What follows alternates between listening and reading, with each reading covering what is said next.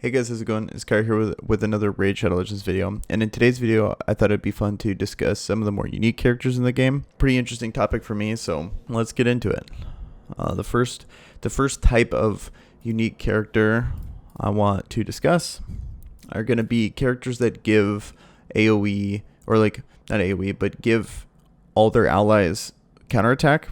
These are some of the most discussed characters in the game. A very common example of them. So there's only 3 characters in the game that do this. And the first one being one of the most discussed and talked about legendaries in the game is Martyr.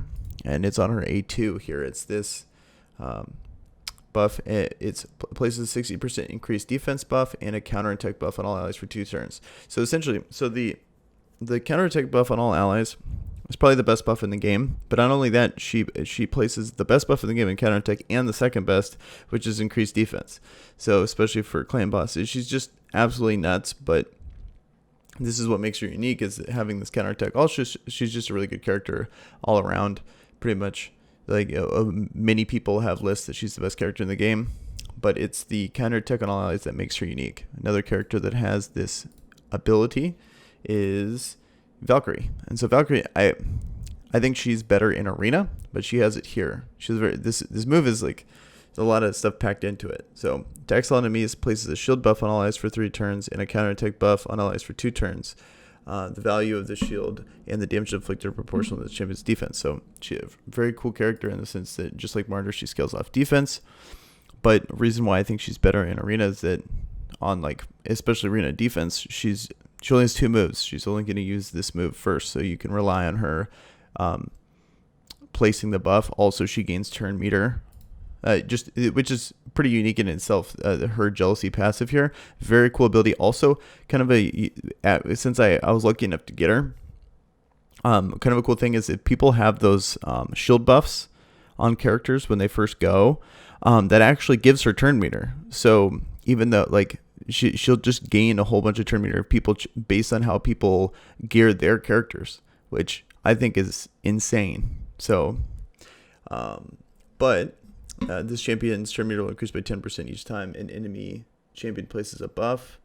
Enemy champions have their turn meter decreased by 10% for each buff they receive. So, very, very cool. It's very cool. It really guarantees her to actually go.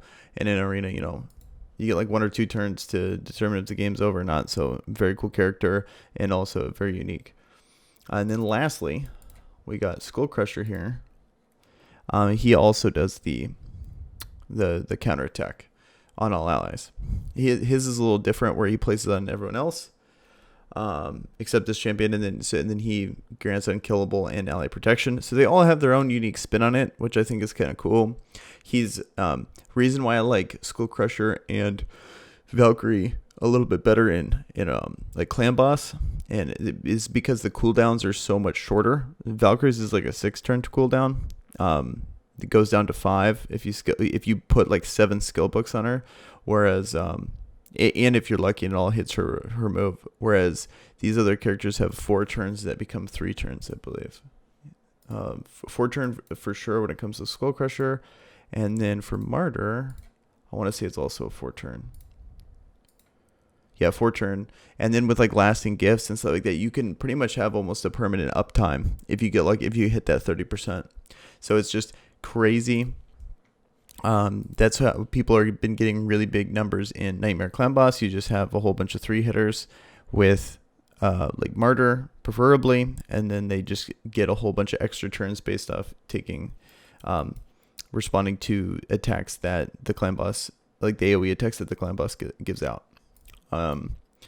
Then so that pretty much concludes the first unique effect. The second one I wanted to talk about that's equally as unique, as in only three characters provide this, is mainly 2. One of them is just kind of a honorable mention, but it's going to be characters that extend debuffs.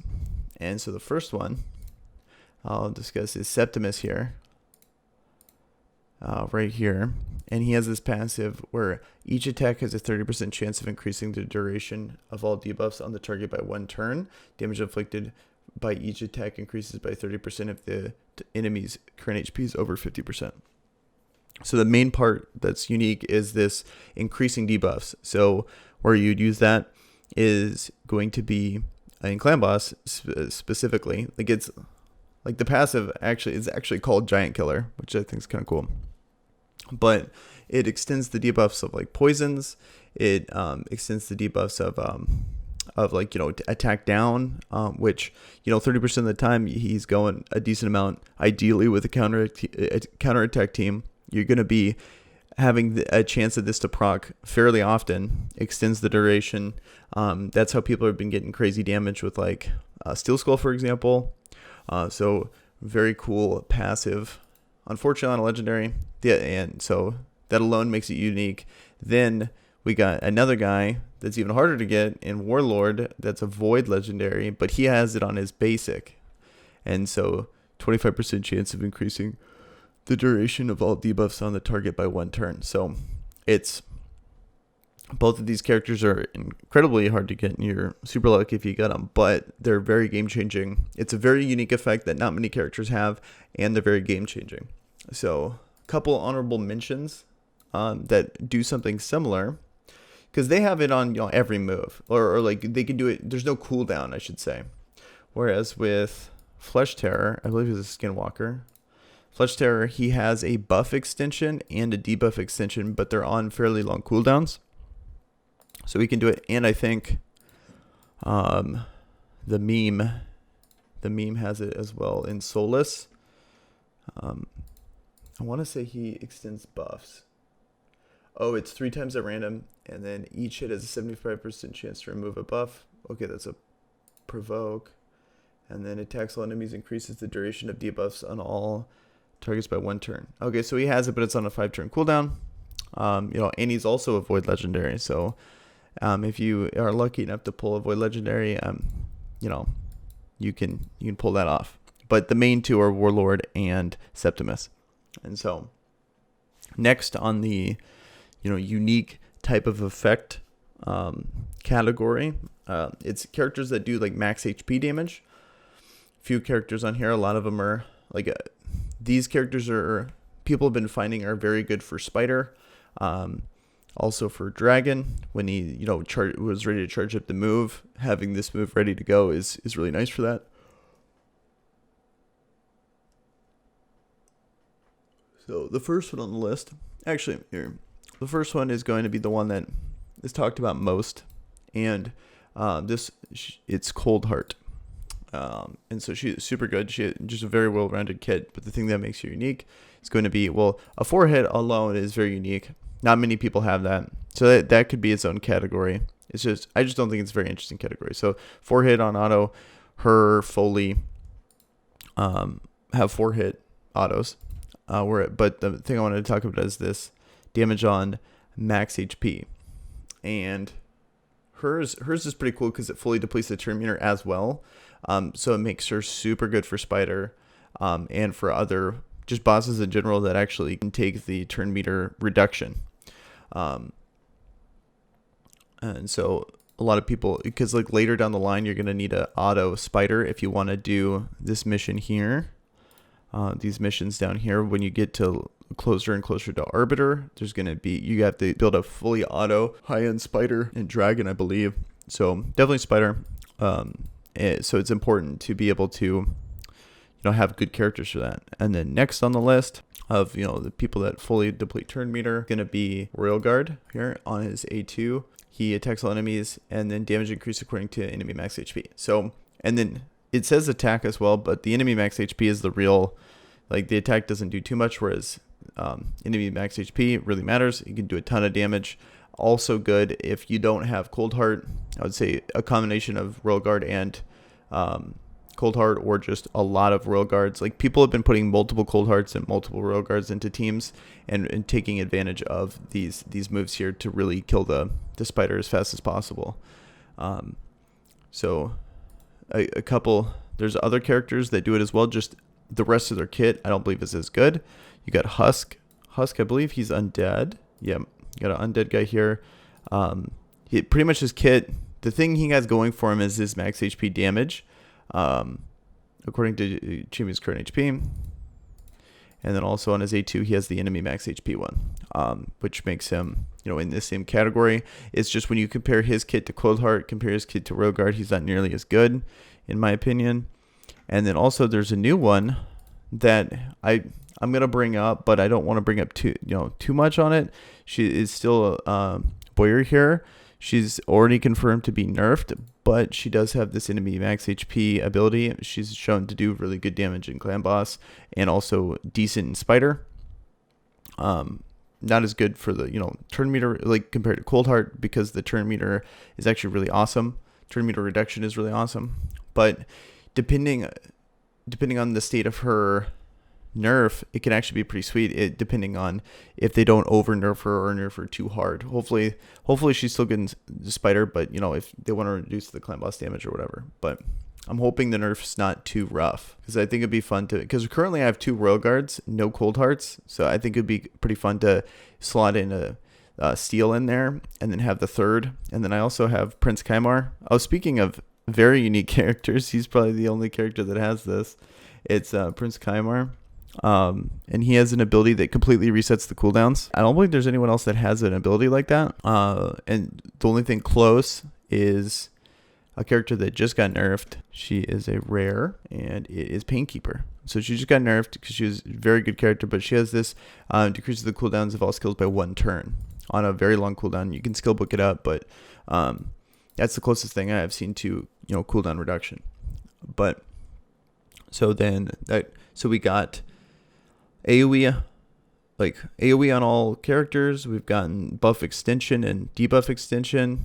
And then we got max HP. And then there's this category. I don't really have a good name for the category, but it's like these speed up / buff characters, and mainly used for arena. I've seen people starting to use them in Clan Boss as well, like mainly Valkyrie. Not Valkyrie, mainly Arbiter. But so it's like the Arbiter, Gorgorab, Seeker. These kind of, here I'll show you. 2 of them are in Undead Hordes.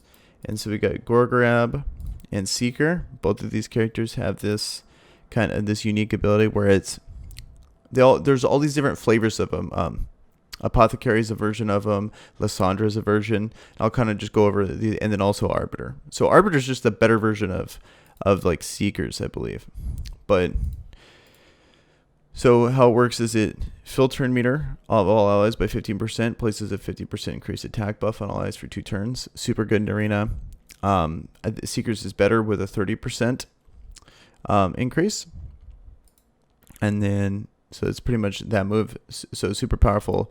And like I've seen people. There's a guy that has a grab on his it autos Dragon 20. It'd be really nice, especially for your AoE characters, to have that increased attack to clear the trash out, help clear the first 2 waves. And then we also got Arbiter. I believe she's a high elf. Yep. And so she has this ability as well. Fills the turn meter allies by 30% and places a 50% increased attack. Thing here is it also heals allies if they're weaker. So it's added on. It's just a strictly better version of those other 2 moves. And then one that's actually, she's kind of like Lysandra is very similar to Kymar, as in she's the only one that can do this, where it is this move here. It's very similar, but it's a 30% increase in speed, buff on all allies, then fills the turn meter of all allies by 30%, but then decreases the turn meter of enemies by 30%. So very interesting, very cool, like flip there, where it's pretty much guaranteeing your team's gonna go first. So as long as you have more speed than them, and also she has a pretty good speed aurora. But so super cool character, mainly going to be used for arena though. So, and then lastly, kind of like an honorable mention of like a unique effect would be characters that have a 3-hit, but also place poison. So there's a few of them here. First one is going to be Zavia here. She's just incredible character for Clan Boss. Just incredible character all around, but really excels in Clan Boss. Attacks one enemy 3 times. Each hit has a 40% chance of placing a 5% poison debuff for 2 turns. So just a nuts move. Just having a 3-hit alone, and then combination with like having the mastery, like, you know, Giant Slayer, that a lot of characters, that's just good damage on its own. But then when you combine that on with a chance to apply poison too, it's just insane damage. And then another character that can do it as well is in Undead is Nethril here. So both of these characters are very good. If you have them, they're going to be like your main damage dealer in Clan Boss for sure. Unless you're trying to do that, you know, counter attack, you know, buff extension plan. Then you can have, like, you know, even Steel Skull do a ton of damage. All right, guys. Well, that should do it for characters I find unique in Raid Shadow Legends. If you like content like this, please consider subscribing, and you guys have a good day. Peace.